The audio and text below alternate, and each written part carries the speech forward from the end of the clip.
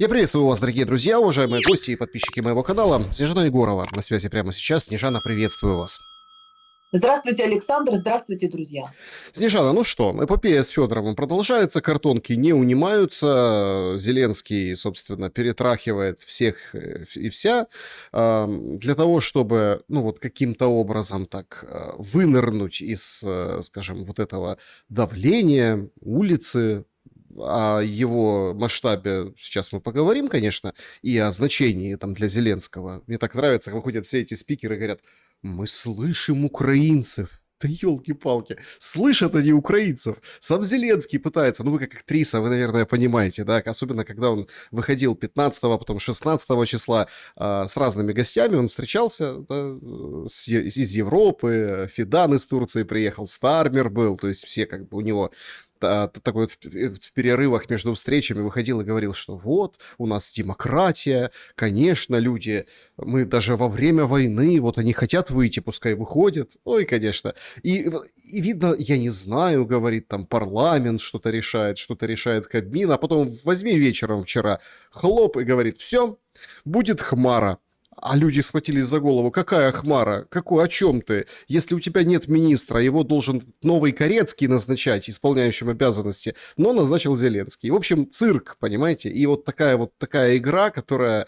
Вот все-таки правду говорят. Есть киноактеры, есть театральные актеры, а есть студенческий театр эстрадных миниатюр Маслякова, светлой памяти, да, и, в общем-то, КВН. Но суть в другом. Федоров, он же вышел и сказал страшные вещи. Ну вот, если так разобраться, в воюющей стране это страшные вещи, да, это все приправлено такой презентацией, но по большому-то счету во время войны на 5-м году идет не просто удар по Сырскому, а конкретно удар по всей системе Сырского. И «Украинская правда» вчера написала, что Ермак почему-то заехал к Сырскому, успокоить, что ли, как бы рассказать всю картину и весь план. Вы эту картину как видите? Ну, эту картину абсолютно прекрасно, прозрачно я вижу уже давно. Потому что я, к сожалению, для многих свидетель того, как 95-й квартал заходил в украинский шоу-бизнес. К сожалению, для меня же в том числе с моей помощью. То есть Володечка Зеленский использовал свою вот эту уникальную способность делать глазки котика из Шрека і розказувати, подивіться, які ми бідні ми нещасні, мати померли, батько погоріли, осталося нас 4 дітей. Подайте нам на пропитание, нам спать негде, водички налейте, хлебушка дайте. И вообще выметайтесь из вашей квартиры, потому что это было ваше, а теперь это стало наше. Вот так приблизительно Зеленский заходил в шоу-бизнес. Сначала нам нечего кушать, нас выбросили подлые русские, а потом, дорогие друзья, для вас тут нет пространства и места, и на всех каналах, которых было большое количество на Украине, вдруг расселись друзья и, скажем так, подельники Зеленского. То есть они по заветам товарища Коломойского, который их этому научил, всегда строят монополию. Вы знаете прекрасно, что эта замечательная игра «Монополия», она в последние годы обуревает умы наших соотечественников и в особенности молодежи. То есть они стремятся к полному поглощению всего пространства, которое только в их доступе, до которого они могут дотянуться. Соответственно, так как Зеленский строит монополию, то есть идет полное поглощение Украины в экономическом, культурном и финансовом плане. То есть это же ни для кого не секрет, что он является ставленником определенных структур мировых, и они стоят за ним. И Ермак, естественно, никуда не девается. То есть то, что он как бы не радует нас своим изображением со страниц журналов и газет, это не значит, что он куда-то подевался. То есть он нигде не сидит, он, как говорится, ни за что не отвечает, он по-прежнему делает свое дело, и люди, расставленные им вовремя, они по-прежнему управляемые им. И, соответственно, Сырский – это их человек. Это человек, который выполняет задачу. А какая задача стоит перед Зеленским? То есть он осуществил правовой коллапс. он остановил действие Конституции, он, по сути, узурпировал власть в государстве, он не действует ни по каким правилам, которые ранее были установлены. Он мародерит, убивает и бросает в топку войны, точнее, утилизирует славянское население, мужское. Потому что когда нет мужского населения, когда оно дезориентировано, запугано и загнано под шконку, то по большому счету некому противостоять. Вот эти все картонные протесты, мы прекрасно понимаем, это тоже часть игры. Ведь Федоров не является, по сути, ну, такой системной оппозицией к Зеленскому. Федоров – это его подельник в том числе. И сейчас они разыгрывают эту партию, что якобы вот, друзья, посмотрите, какая демократическая у нас держава образовывается. Посмотрите, как мы позволяем людям выходить на протесты и говорить все, что они хотят. А кто эти люди? Мы смотрим на этих людей. Это соросятня, которая за вот эти годы, скажем так, полного правового коллапса Сорос набрал как, ну то есть он наловил их как головастиков на Крещатике трусами. То есть и они выводят по своей базе, которая по сути находится под контролем того же Федорова. То есть Дия и все вот эти вот приложения, это все средства, которые аккумулируют вот эту дурную, тупую, абсолютно безмозглую, абсолютно политически, ну, как бы беспринципную вот эту молодежь. То есть наверняка у них есть какие-то свои вот эти группы активные, чаты, где они, вот эта ботаферма, которая пишет в соцсетях, то есть это люди, которые у них на зарплате. Это вот те, которые формируют якобы какой-то вид и род деятельности украинский. Я уверена, что половина из тех, кто туда выходит, это сотрудники колл-центров все тех же. То есть это вот та вот молодежь, которая зарабатывает на этой войне вместе с Зеленским и вместе с Федоровым. И по большому счету Федорову вместе с Зеленским нужно показать вот этот вот политический процесс. То есть они таким образом, ну скажем так, вводят в заблуждение окружающих игроков, что якобы на Украине есть какие-то протестные силы, которые рано или поздно придут. И вот это же наша молодежь, на нее надежда. То есть это вот тот самый 95-й квартал, это та же самая подсадная утка, это те же клакеры, так называемые, которые набрасывают говна на вентилятор, чтобы у Зеленского было ощущение, вот, друзья, посмотрите, мы демократичные, вот мы боремся, вот мы ради этой молодежи, это люди с умными, красивыми лицами, это студенты, это наше будущее. Но не зря же, например, тут же параллельно выходит интервью Тиночки Кароль.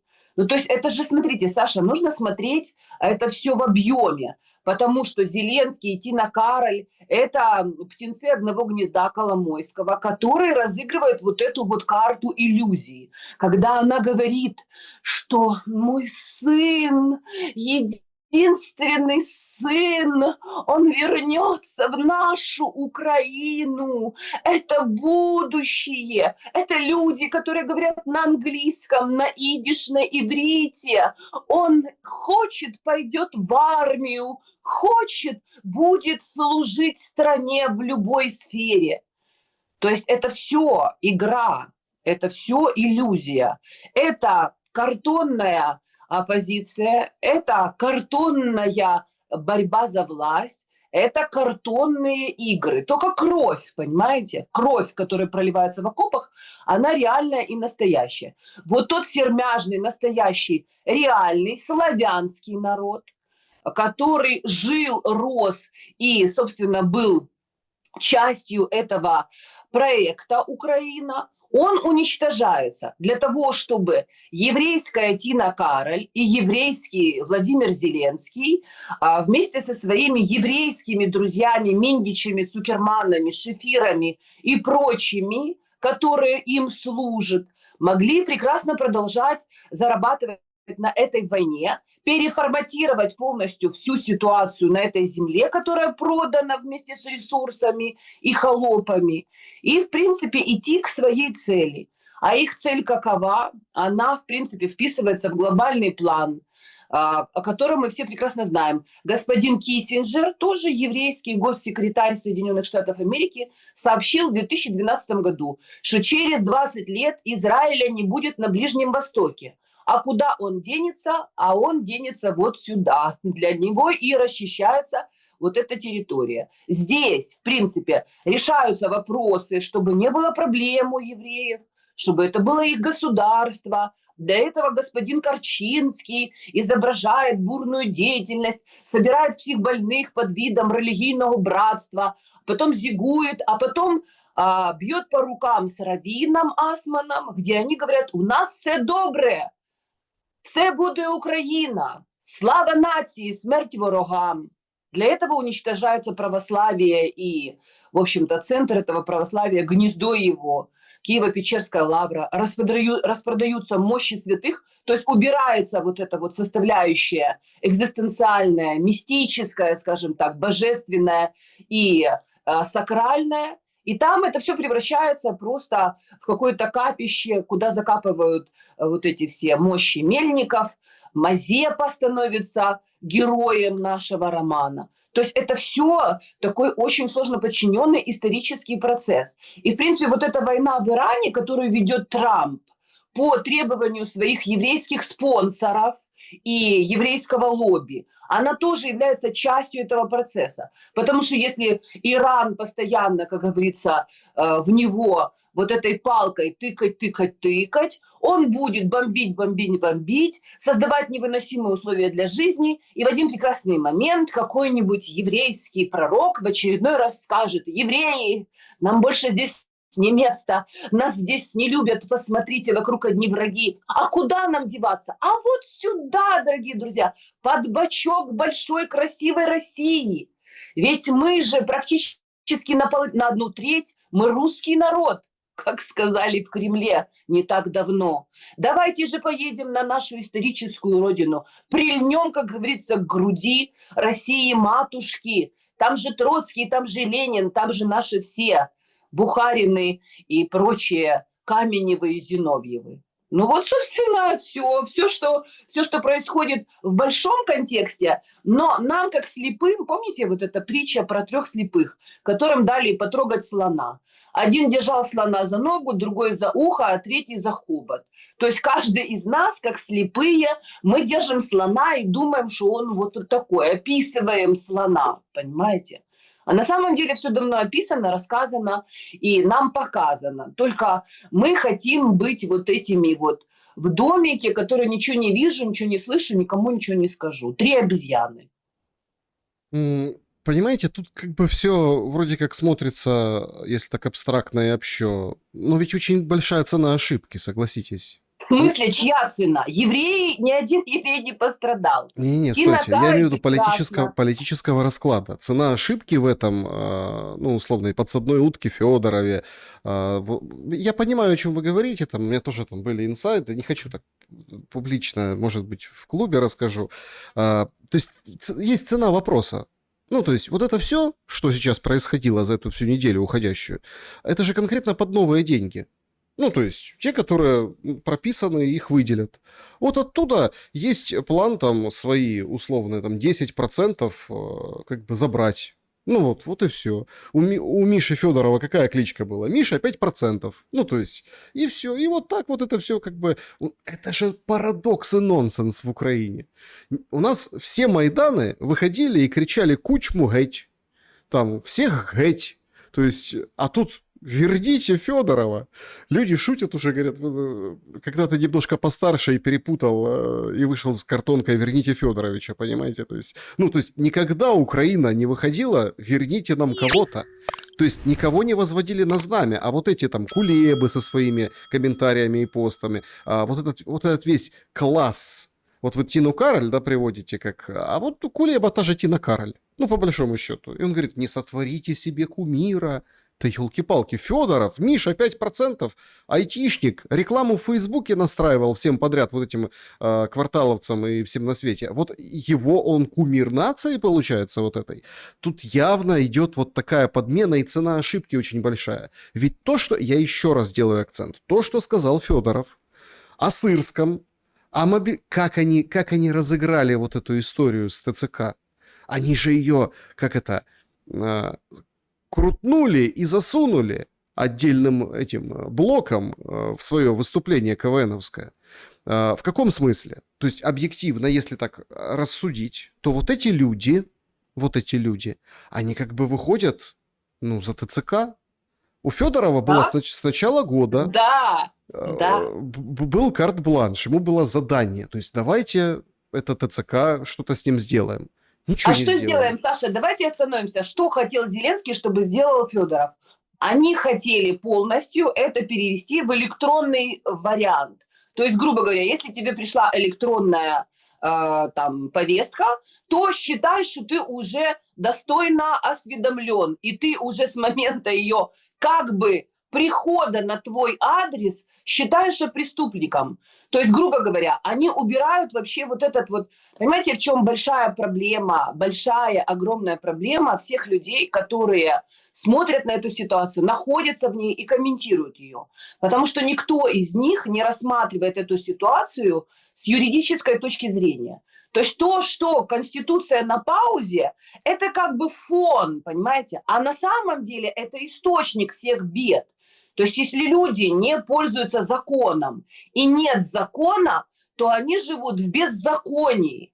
То есть Зеленский, который изначально нарушил закон и идет против Конституции, сначала он заблокировал Конституционный суд, потом он наехал на главного судью Конституционного суда, потом он, насрал на Конституцию, когда он продолжил свой срок пребывания у власти на основании как бы ничтожных с точки зрения Конституции вот этих вот продлений военного положения. То есть, грубо говоря, источник его власти не просто государственный переворот 2014 года, продолжением которого он и стал. Источник его власти сейчас это беззаконие во всех смыслах этого слова, понимаете?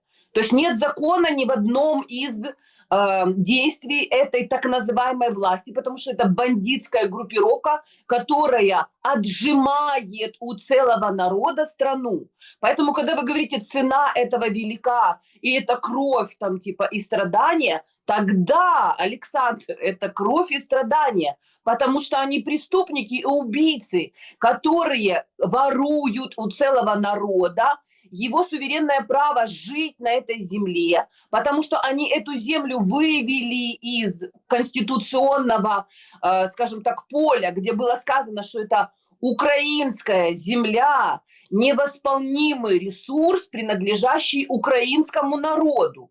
Потом они снимают вообще вот это конституционное право и привязку гражданина, рожденного в этой стране, быть, скажем так, суверенным на своей собственной земле. Понимаете, они разрывают полностью все правовые основы вообще существования этого государства и делают потом все, что хотят. А те люди, которых они взрастили уже в этом, скажем так, антиконституционном, бесправном поле, это вот эти долбоебы, извините, Саша, с картонками. Они не понимают. Понимаете, когда вот, например, меня спрашивают, так что же, это же молодежь, это же их страна, они должны выходить за то, чтобы у них свет был, газ был, чтобы у них право на жизнь было, чтобы у них была свобода перемещения, свобода слова. А как они вообще могут за это выходить, если они уже выросли в антиконституционном, бесправном поле, они выросли уже в концлагере, и они будут делать то, что будут им говорить надзиратели этого концлагеря, потому что концлагерь разбит на бараки. Есть привилегированные бараки для тех, кому можно, как Тиночке Кароль, рассказывать с улыбкой вообще идиотки полной клінічної ідіотки, которая говорить о том, що мій син повернеться в цю Україну, якщо скаже дитина, що хоче воювати, хай воює. Але ж, я думаю, він розумний хлопчик, він знадобиться і згодиться, понимаете? Она знает прекрасно, что ее сыночек, он будет где-то рядом с Миндичем, Шефиром и Цукерманом, понимаете, воювати. Они ж вот так от воюють. Зеленський, ви ж бачите, як він воює? Він воює в Парижі, сидить, понимаете, на взятій Бастілії. Він воює десь іще на якихось самітах, в Наті, где-то там в Букінгемському дворце він воює. А холопи воюють в окопах вообще. Их хватают как собак, и им Федоров отправляет электронную повестку. И с момента получения этой повесточки ты преступник и ухилянт, если ты не пошел и свою кровь не отдал за ось цю прекрасную владу. Что должен был сделать Федоров? Он должен был поставить на вид эту тему, поменять отношение к своим правам конституционным граждан, потому что по закону раньше, то есть если ты не получил повестку, тебе ее не вручили, ты как бы с точки зрения закона не являешься осведомленным о том, что тебя ждут в армии. Поэтому в суде ты можешь доказать, что типа это мое право, я повестку не получал, и типа вообще я вам тут ничего не должен, а это вы мне должны. А с момента того, как Федоров начал делать эту так называемую реформу, теперь уже нет. У человека он уже просто, потому что он родился, и он украинец, и у него есть этот паспорт, он уже раб, холоп и должен хозяевам. А хозяева решают, что если ты мне должен отдать свою жизнь, ты ее отдаешь, когда я считаю нужным, а не когда тебе это заблагорассудится, потому что твоя жизнь тебе не принадлежит. И вот этих вот, которых вывел Федоров, вот эту всю когорту, понимаете, которую они воспитали, взрастили за 3 копейки, за какой-то хейтерский комментарий в сети, за то, что позвонили русской бабушке и сбили с нее бабло, которое она там всю жизнь собирала на лекарства, и тем самым бабушку тоже в гроб свели. Вот это вот вся эта молодежь. Поэтому, когда говорят, посмотрите, это наша молодежь, какая? Какая молодежь? Это молодежь, которая, когда их бабушек, дедушек, матерей и их самих держат вообще в холодных квартирах, когда размораживаются все батареи, текут, не работают лифты вообще, и им на голову летят баллистические ракеты, и они ночуют в метро. Нет, это совсем не те. Потому что все те, кто живет вот в этой реальности, я думаю, вряд ли они выйдут голосовать за Федорова. Более того, их туда никто не пригласит, потому что, как говорится, туда выходит так называемая молодая новая поросль и элита, которая имеет право, оказывается, у нас демократия такая, показная демократия в концлагере. Выбрали, понимаете, породистых щенков и вывели показать людей с умными лицами и с матами вообще один другого, как говорится, краше на своих картонках. Да, такой, конечно, очень интересный пласт. Ну, нам проявляет вот эта акция, вот этот, ну, флешмоб, причем там не останавливаются, все это продолжается. У меня в связи с этим очень простой и понятный вопрос. Ну вот смотрите, хорошо. То есть Украина это такое экспериментальное поле. В военном смысле это полигон, где все опробуют, чего там новое летит, стреляет, бьет, уничтожает, взрывается. Искусственный интеллект, полуискусственный интеллект, без интеллекта просто. А в политическом, общественном это вот то, что как бы вы описываете. Но есть же Европа, есть же, как это, ценности, да? И вот тут, внезапно, на уходящей неделе, то вот можно опять-таки, опять можно говорить, Егорова, антисемитка, там такая-сякая, нехорошая. Нет, не можно это говорить, Саша, я не согласна с вами, даже если вы Не-не, это в шутку подождите, говорите, можно... потому что я не антисемитка. Я очень люблю еврейский народ и людей, и я считаю, что они тоже в большинстве своем являются заложниками своей собственной власти. Вот этих сионистов, которые ко всем остальным людям, ко всем народам и к своему в том числе на протяжении всей истории существования относятся как к расходному материалу, потому что они создали в 20 веке вот эту козырную карту, этот Холокост, потому что они бросили советских евреев, которые, в принципе, нормально ассимилировались с другими народами в рамках проекта «Советский Союз», они бросили в топку с помощью нацистов, с помощью их прихлебателей, полицаев Западной Украины, сожгли их, как говорится, в Бабьем Яре, сжигали их и отмародерили их по всей Европе в концлагерях, Ну, которые на территории Польши откуда были. Сорос взялся, да, и его несметное богатство. Понимаете? А потом они прикрылись смертями своих же соплеменников. И теперь рассказывают, совсем не они, не те, которые в концлагерях были, не те, которые стояли на, как говорится, пороге газовых печей, а те, которые Гитлера спонсировали, те, которые стояли за большими финансовыми потоками, те, которые по сей день стоят за британской короной, Ротшильды, Барухи и прочие там Варбурги, которые по-прежнему отлично зарабатывают на войне, потому что они и есть владельцы заводов, газет, пароходов, средств массовой информации, военно-промышленного комплекса и мировой финансовой системы. Ну, смотрите, Поэтому... я к чему? Подождите, я к чему? Я к тому, что можно сказать, что это все как бы выдумки, придумки, нет никакого плана, переселения, уничтожения, вот это все там, ну, жути наводит Егорова. Я к этому, да, вот она такая сякая и плохая. Но ровно вы нам говорили о том, что мужички, спасайтесь, все посчитаны по головам. И вот у нас выходит новость. Это же, ну, смотрите, с точки зрения вот того же, в Украине все растоптано, там конституция, кто кого министры назначает, вот это все, это мы обсудили. Ну а как же в Европе?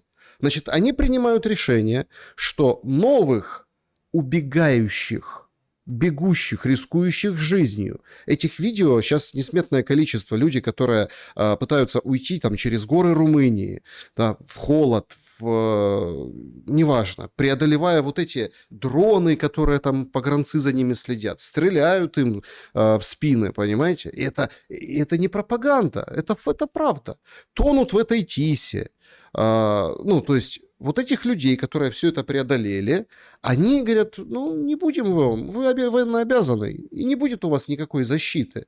Что такое защита? Опять-таки, это не там 500, 200, 300, где как, евро вот этой ежемесячной там помощи, какого-то жилья, какой-то... Это прежде всего документ, что ты можешь находиться на территории Европы больше, чем 90 дней со своим паспортом. Все. То есть понятно, что люди там идут на работу, люди учат язык, люди как-то пытаются... Вот Польша ярчайший пример, да? То есть там бизнесы какие-то, что-то делать. Но они пытаются работать. Мало бизнесменов среди тех, кто ушел через ТИСу, это обычные люди. И этим людям сказали, пошли вон. Вот когда будет штамп, что вы нормально выехали, вот тогда, собственно, и приезжайте. Кто-то говорит цинизм, кто-то возмущается. Но это прям реальное лицо Европы открылось на этой неделе. Ну а что оно им открылось прямо вот неожиданно, что ли? А что, никто не знает вообще, что Европа приходила объединенная под знаменами Наполеона и Гитлера убивать славян на протяжении ближайшего, скажем так, обозримого прошлого? Или что? Что-то изменилось в этой Европе с тех пор? Или вот те вот старые дуры, которые задницы моют европейцам и на этом зарабатывали свои денежки рабские, и которые они потом слали в свої оці села, где их дети без матерей сидели со стариками какими-то, которые не могли вообще ничего им дать. А они что, не знают, кто такие европейцы и как они относятся к славянам? Для них славяне – это рабы. Не я придумала, даже вон Павел Дуров, понимаете, сказал, что слейв, понимаете, и раб и славянин – это для европейского слуха приблизительно эквивалентное понятие. Поэтому, когда я говорила, что, дорогие друзья, если вы думаете, что вас там ждут с распростертыми объятиями в Европе, и что они вам помогают, они вам помогают умереть, они вам помогают расстаться с вашими деньгами, потому что те люди, которые быстренько, значит, спаковали все самое дороге, коштовне, саме найкраще, і повезли все це в Європу, жить як європейці. Все это, я думаю, они уже благополучно потратили, если у них не осталось небольшого, скажем так, финансового источника, понимаете, ручейка, который они могут из Украины периодически подсасывать, Саша. То есть они просто ограбили, осуществили демографическую кражу. То есть женщины, которые уехали в Европу со своими детьми, они, по сути, сами пошли в рабство к этим европейцам, и еще своих детей обучили языку и отправят их в рабство, потому что они в любом случае станут на самую нижнюю ступеньку социального, скажем так, лифта. И они еще будут постоянно ходить и просить эти документы, продлите нам, продлите нам. То есть им не дадут паспортов, им не дадут таких же прав, как и гражданам. И поэтому их будут, как говорится, и в хвост, и в гриву иметь.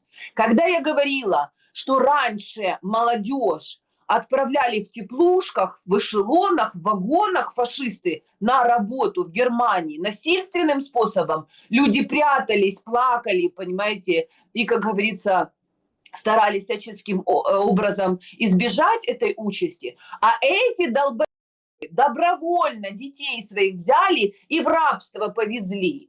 Разве я этого не говорила, Саша, что это будет? Разве я не предупреждала, что Европа совсем не друг Украине, и стремление в ЕС рано или поздно обернется концлагерями и газовыми печами? Разве я не говорила, что на Украине будут людей расстреливать в спину? Разве я этого не говорила еще до всего этого, когда мы на каналах еще на Украине сидели, и уже гарь этой войны, как говорится, разверзлись эти ворота ада. Вот эти гостеприимные ворота европейского ада разверзлись для украинцев. Но так как Зеленский был для них примером для подражания, они ходили и ржали, как гиены, на его концертах, где он дискредитировал украинскую власть, обсмеивал и обесценивал всех политиков, всех президентов, все, что было связано с Украиной. Да, может быть, они были не идеальные, те люди. Может быть, они какие-то были недалекие, не очень, как говорится, симпатичные. Но, по крайней мере, у страны была своя какая-то государственность, у нее была своя экономика, были какие-то социальные выплаты, защиты вообще, была какая-то экономическая жизнь, международная дипломатия была. Но теперь есть только, блядь, Зеленский, его долбанный 95-й квартал, его еврейская кодла, которая, значит, веселится и прыгает, как черти на всех каналах, и с улыбкой змії розказує про те, як ми їдемо в нашу чудову країну мрій. Так они идут в свою краину мрий, где они будут сидеть на голове у холопов и срать им крупным сёром вообще, рассказывая им разные сказки Венского леса. Тырить миллиарды, деребанить их с Урсулой фон дер Ляйен, которая такая же подельница в этом мировом распиле бабла, как и Трамп тот же, который, в принципе, тем же занимается на военно-промышленном комплексе, на войнах, которые он разжигает на ровном месте. То есть был Ормузский пролив открыт и бесплатен для всех. Пришел Трамп, навел порядок, теперь там война, все закрыто, бабки, как говорится, в космосе, нефти, газа, бензина нет, все нарушено, и он рассказывает, что теперь каждого возьму за горло, и каждый нам должен платить дань. Ну вот, пожалуйста, вот вам все еврейские планы. Так оно выглядит. Мировое господство сионизма в мире. То есть мало людям было маленького примера, что делает израильское государство в лице Нетаньяху с палестинским народом. Теперь вот люди, посмотрите, что делает еврей Зеленский с украинским народом, с которым он ел, спал, и который его любил, ему хлопал, фильмы его смотрел, деньги на концерты ему носил. Вот что он делает с этим народом.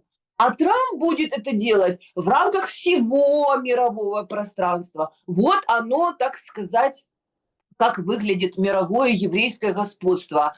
Как говорится, дети Сиона взялись за дело, строят мировое правительство, и пусть люди Бжезинского почитают с его лицом демона, вообще черта, пусть вспомнят и проштудируют деятельность господина Сороса, пусть вообще обо всех о них они узнают чуть-чуть больше и поймут, куда их ведут и какой мир они нам строят, яку країну мрій. Там, знаете, нужно послушать еще раввинов еврейских, там они прям вообще вот так вот с улыбкой говорят: мы, евреи, будем кайфовать, кайфовать, у нас все будет хорошо. А вот эти вот глупые народы, они будут работать для того, чтобы мы кайфовали. Так что, ребята, сколько вам надо рабов? У каждого еврея должно быть 2800 рабов. Друзья, выбирайте себе хозяина. Как говорится, 2800 рабов на каждого еврея. Вот что они делают, вот что они готовят. И это не я придумала, я просто говорю, как это есть. Я просто смотрю в открытые источники, там все это открыто, они провозглашают. А люди думают, что они шутят. Они думали, что Зеленский тоже шутит, когда он ходил по сцене и рассказывал, как он от сердца к солнцу. Помните, писал, значит, письмо родственникам в Германию? Или «Повертаю вам в Украину, все зломалось, тільки большой бардачок остался». Он не шутил на самом деле. Они вот так вот доносят до сознания лохов о своих планах. Так вот с юмором. С шуточкой, понимаете? Как Тиночка Кароль. Я зашла комментарии, почитала, і там, Боже, вона божественна, вона чудова, це просто створіння, якесь неземне, чудова Тіночка наша, вона українське надбання. Понимаете, раньше украинским надбанням, я не знаю, была пшеница украинская, земля, а теперь Тина Кароль. Поэтому что хотите, то и получите. За что боролись, на то и напоролись, как говорится. Тогда за что идет война сейчас? Потому что вот мы смотрим на все происходящее, а все прям отвлеклись от войны. А, простите, каждый день Одесса, там, 2-3 погибших, дальше. Вот прям сводки по городам. Какие-то там люди, ну, по-моему, российский сегмент, вот прям список, да, вот число, там, 14, 15, 16, и вот так вот с утра, с 0 часов до 24 часов. И там вот список всех обстрелов. И ты смотришь, там погибли люди, там погибли люди. Вот сейчас вот по порту в Николаеве ударили, 3 судна иностранных, 2 украинца погибло, ну, моряка, которые там, матросы, да, которые на этом судне работают. Там 2 человека, тут 4 человека. Вот когда там 10, 15, 20, траур, все, Россия там такая-сякая. Сейчас как-то, видите, за эту неделю даже как-то и места этому нет. А что на фронте с линией фронта? Да, куда она движется? Так движется, как движется, и идет себе, как идет. Тогда война зачем? Ну вот именно война, как фронт, как солдаты, как, ну, кроме, понятно, глобального плана, который вы высказали выше, там, уничтожение славянских мужчин и так далее. Я имею в виду война как сам политический процесс зачем? За Кремль, за Россию, за обладание высшей властью в России. То есть эта война идет как повод рассказать, посмотрите на этих ужасных русских, с ними же нельзя договариваться, нужно собраться всеми силами. Я уже говорила неоднократно, они не остановятся, они идут для того, чтобы сместить власть в России и взять ее тоже под свой полный, как говорится, еврейский контроль. Потому что евреи, как вы видите, они и в России, и в Украине отлично дружат. Вообще есть какие-то противоречия, например, между Гордоном, Собчак, предположим, Ходорковским, Чубайсом и прочими ганнопольскими?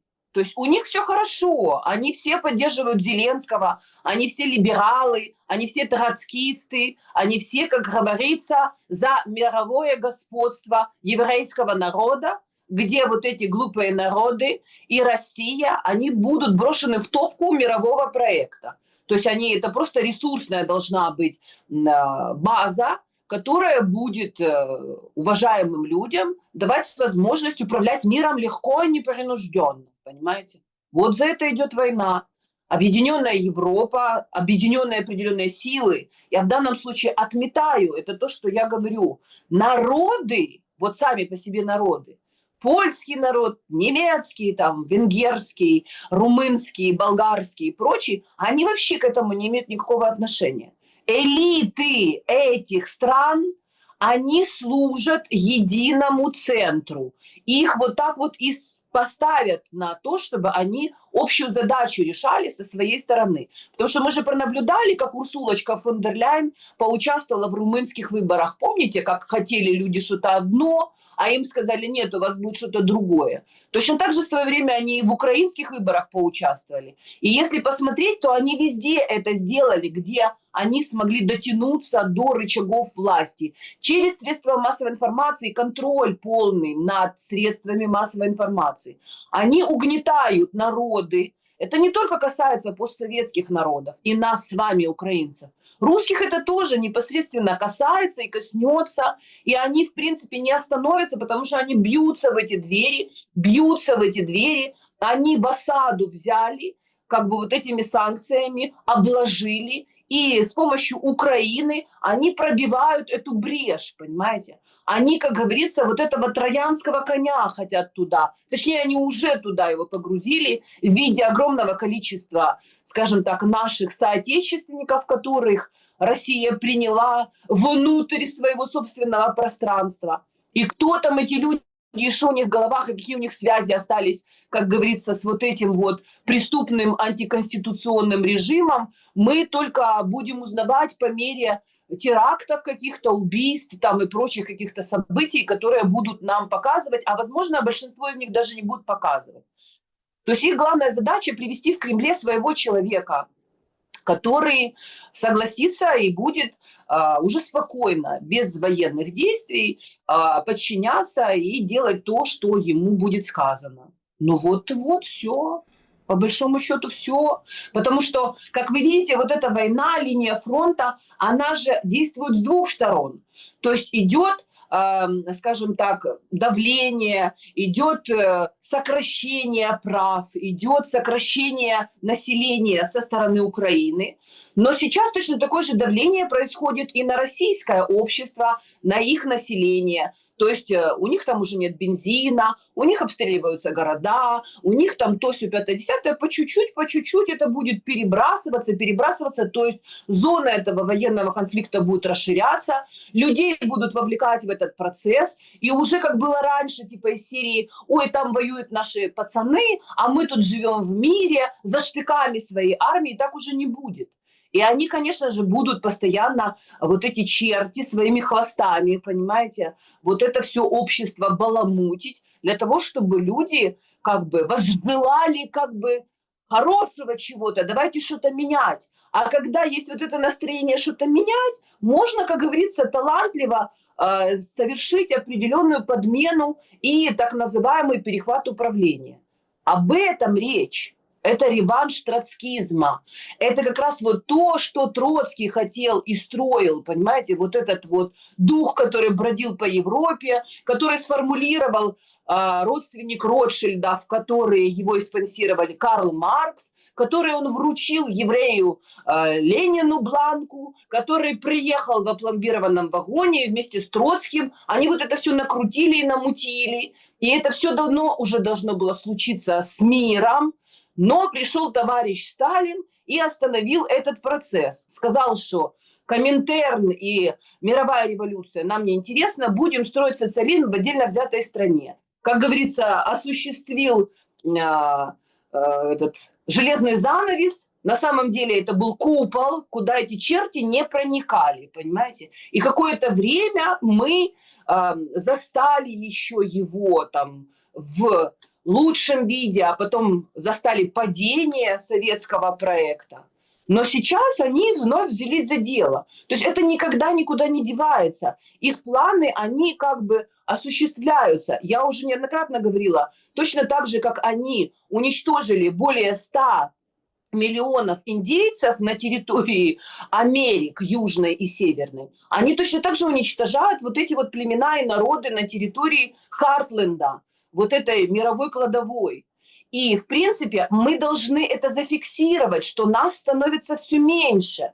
Население не хочет плодиться и размножаться, потому что никто не хочет жить в войне.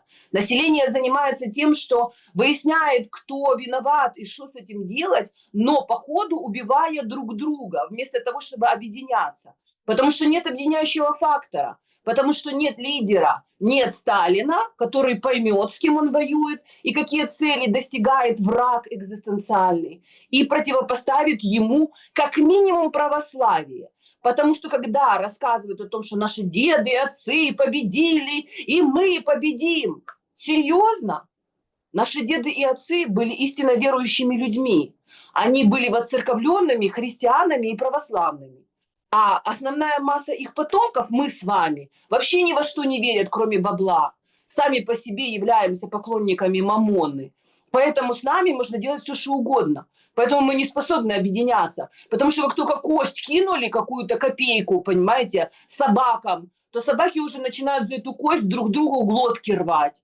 И, в принципе, то, что мы видим сейчас на этом так называемом картонном Майдане, это и есть квинтэссенция. Дебильное население, молодое, которое не понимает, что оно делает, как его используют, и они ходят туда развлекаться. Потому что у них нет, понимаете, ни роду, ни племени, ни прошлого, ни настоящего, ни будущего уже у них нет. Все на картоночке, понимаете? Жизнь картонка.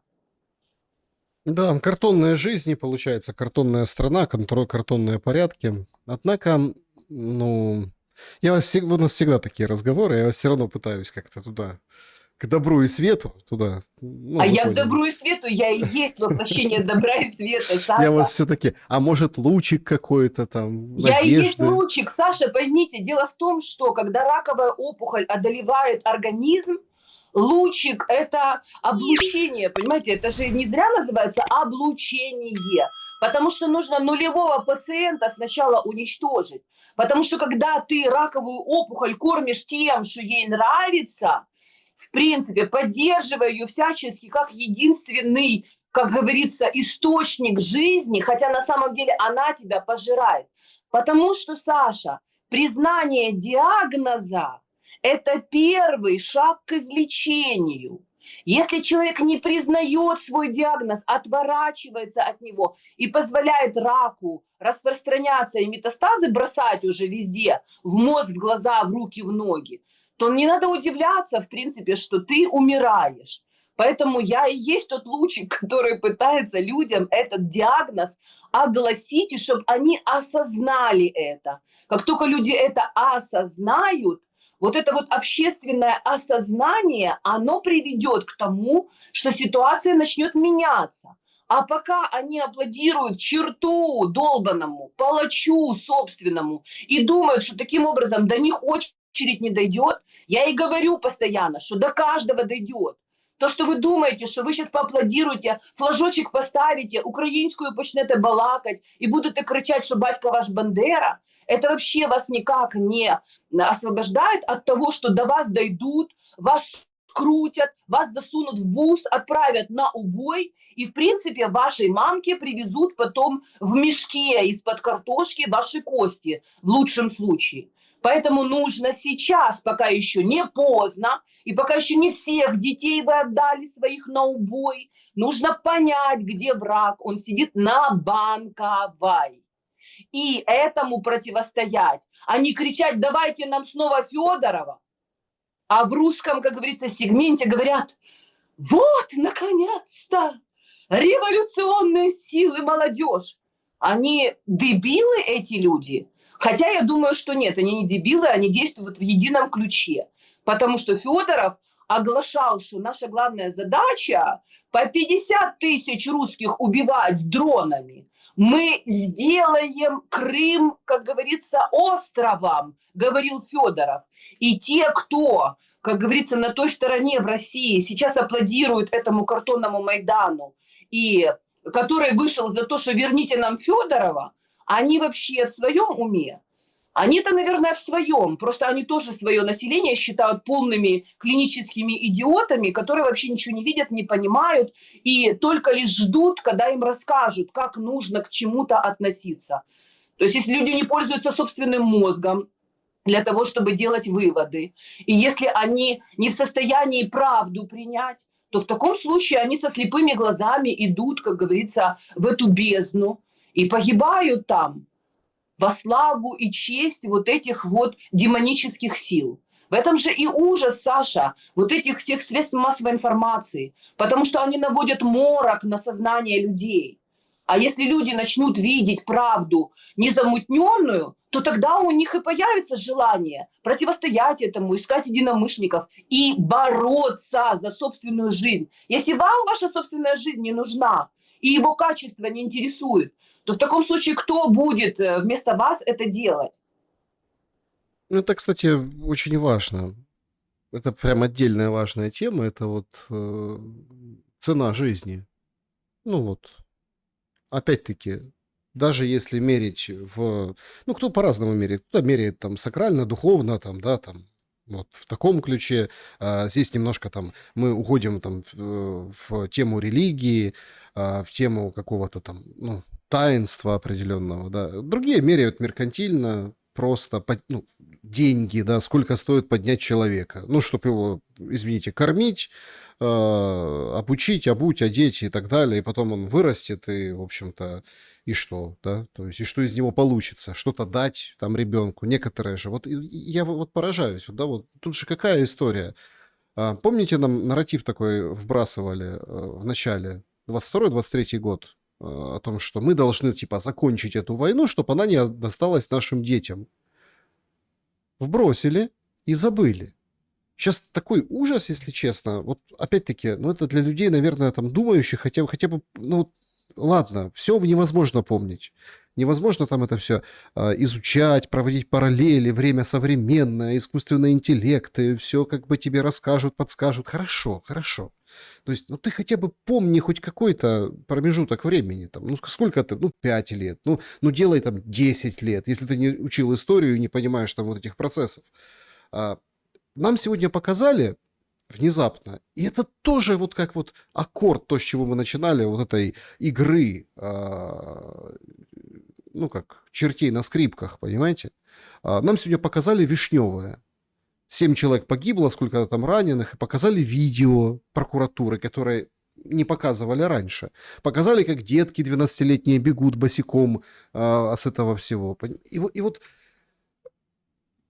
война, чтобы не досталась нашим детям, говорили нам в 22-м, 23-м. И вот мы видим это вишневое. И понятно, что можно с вами как бы разобрать вот это. Ну давайте честно. Все понимают, зачем это видео выбросили, почему назначили 2 каких-то крайних, которые там типа предприятием заведовали, в 18 метрах поставили.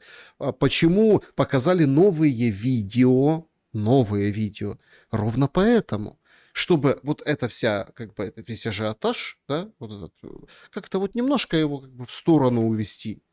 Но ведь это цинизм, бегущие босиком дети, ради того, чтобы у Зеленского все получилось в его конфигурации и в его там условно там пьесе или там эстрадной миниатюре, которую он ставит перед западными партнерами, чтобы слямзить больше денег и ну, как бы вот, да, и выпетлять из-под каких-то направляющих и давлеющих европейских или околоевропейских кланов. То есть, понимаете, в чем дело? Ну, вот детям уже не просто достанется эта война, вот этим с картонками. Они уже в ней, и они будут рожать новых детей, да, которые тоже не отхаркают, не откашляют вот эти все, вот эту 5-летку ужаса. И тогда возникает же здравый какой-то такой подход, ну, значит, надо заканчивать. И самый страшный вывод, вот там последнее, о чем я хотел сказать, а ты так смотришь по сторонам, а некому заканчивать. Некому. Ну кто? Федорову на картонке с фамилией. Он закончит войну, уничтожая 50 тысяч русских, там вот это все. Кто? Сырский, Ермак, Зеленский. Кулеба может закончить войну. И вы же видите, как они все уходят. Уходят в тишине, в молчании далеко. Вот одна Мендель вылезла, и то там потому, что, ну, там, диспозиция с американцами другая, да, ее там к Такеру позвали, и она там начала что-то говорить. Богдан, помните такого? На него санкции ввели. Он говорит, ну все теперь, все, сейчас я буду тут. Молчит. Где Богдан? Где твои откровения? А тут прям сразу Федоров, презентация, разрывает еще раз то, что говорил Федоров. Мы вчера обсуждали, то есть, да, то, что говорит Федоров, это не просто, это ядерная бомба внутри системы ВСУ. Ну, ему дают, ну, как бомба, петарда. Но ему эту петарду дали бросить. А все остальные молчат. И некому войну заканчивать. Вот что самое страшное. А что я могу сказать, Саша? Я была за то, чтобы эта война не начиналась.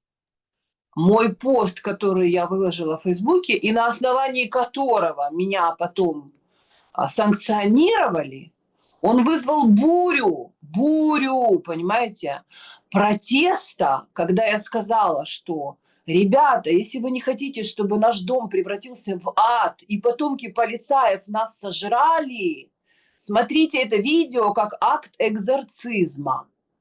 А видео было, между прочим, где Путин, который еще на тот момент не был, понимаете, главным злом, которое вторглось. Это еще было в январе 2022 года. То есть еще за месяц или за 2 месяца, или в декабре, понимаете, предыдущего года, где он рассказывал, что, в принципе, Запад всегда всех своих диктаторов, которых он подкармливает, выводит, как говорится, на вот эту финишную прямую, он потом устраняет.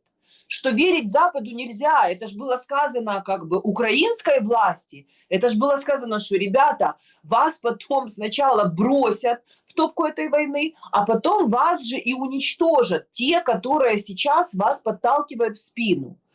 И что? Они смотрели это видео, они пытались понять вообще, что им хотят сказать. Они попытались понять, что я хочу сказать, выкладывая это видео. Пришла, извините, Саша, на добром слове, вы знаете прекрасно, я могу найти эквиваленты, но я считаю, что в данном случае, когда идет война, наше слово и есть наше оружие. Пришла просто тупая, безмозглая шлюха Навродская, у которой нету ни одного ребенка, ни полребенка вообще. Она даже не планировала вообще в жизни становиться матерью. И она мне написала, это проститутка, жизнь которой всегда была в том, чтобы из одной постели мужика в другую постель мужика перепрыгивать для собственного удовольствия и решения собственных вопросов. Она мне, многодетной матери, написала, ты что, Егорова, ебнулась писать подобного рода вещи? И когда я ей в личных сообщениях написала, Оля, у тебя нет детей, поэтому ты не понимаешь, что грядет, и что будут испытывать люди с детьми, которые не смогут их растить под мирным небом, водить в детский сад, которые будут сидеть в подвалах. На что она, это, блядь, просто тупая, безмозглая, выложила это все в общественный доступ и сказала, вот, посмотрите, люди, Егорова поддерживает Путина, а меня оскорбило, что у меня нет детей. Понимаете? Ну и что дальше говорить? Конечно, никто не думал о том, что будут чувствовать люди с детьми, что будут чувствовать маленькие дети. А потом, когда пришла целая когорта вот таких дебилов, которые сейчас выходят на картонные Майданы и пишут мне, многодетной матери, под всеми моими постами, что мы твоим детям разобьем голову бейсбольной битой, что у этой суки нужно забрать наших дітей українських і вчити їх української мови, і щоб вони співали «Батько наш Бандера», что ее нужно лишить паспортов, что ее детей правильно репрессировали и лишили гражданских прав, когда они уже находились на территории другого государства. Им плевать на моих детей, но самое ужасное, им плевать на своих детей, потому что они, став половозрелыми особами, которые могут производить этих детей, у них нет мозга для того, чтобы понять, что они творят, понимаете, Саша? Но, к сожалению, Знаете, Иисус Христос сказал: «Прости их, Господи, ибо не ведают, что творят». Но я не Иисус Христос, поэтому я Я говорю, понял. Вы что прощать не собираетесь, я нет, понял. дело не в том, что я не собираюсь прощать. Я не имею этого права. И я к Господу Богу, возможно, не могу призывать, но я могу сказать только одно, как человек, который пострадал от этого всего безумия, и мои дети в том числе, что незнание законов мироздания не освобождает людей от ответственности. Вот что я хочу сказать. Все, что хотели, то и получили. И будете получать до тех пор, пока Господь Бог своими руками, а у него нет других рук, кроме наших человеческих. Но мы же все люди разные, понимаете? Поэтому руками русских военных, руками Урсулы фон дер Ляйен одни грабят и калечат, и бросают в топку войны, а другие идут и, к сожалению, делают эту страшную работу. И, как говорится, вынуждены идти и зачищать это пространство от бесов. Вот так вот, как говорится, пока люди не осознают и не захотят остановить это все, не покаяться и не скажут, что типа хватит, Господи, прости нас всех грешных, потому что мы не ведали, что творили, мы хотим жить в мире. Вот только тогда наступит мир. И то не сразу, и то не в одночасье. Потому что нужно будет потом еще очень много работы делать, понимаете? Вот этой вот домашней работы, работы над ошибками. Как мы, славянские народы, жившие в едином пространстве, будучи братьями и сестрами и жившие в одной стране, как мы превратились в тупых индейцев, которым подсыпают этот яд крысиный в головы и рассказывают: вы потужні, а вы там незламні, и сталкивают их лбами. И мы получаем гробы с двух сторон. Снежана Егорова была моей собеседницей сегодня. Спасибо за время и мысли. Спасибо, дорогие друзья. Извините за мою эмоциональность, но я не собираюсь менять свой тон, потому что если у вас это не вызывает никаких эмоций, значит, вы уже мертворожденное дитя. Нормальный человек не может смотреть на эту бойню кровавую спокойно, с холодным носом. Только твари, которые на этом наживаются. А все те, кому не нравится мой тон, слухайте Тіночку Кароль. Вона вам расскажет ще й не таке, пока вы будете терять детей и пока будете получать кости своих родственников в мешках из-под картошки. Ну, самое главное, берегите себя. Всем добра и света. Я понимаю, что после каждого нашего с вами разговора мое добра и света звучит как бы немножко не так проблеском. Оптимистично? Да, проблеском надежды и оптимизма, но тем не менее, я повторю, добра и света, несмотря ни на что. Увидимся.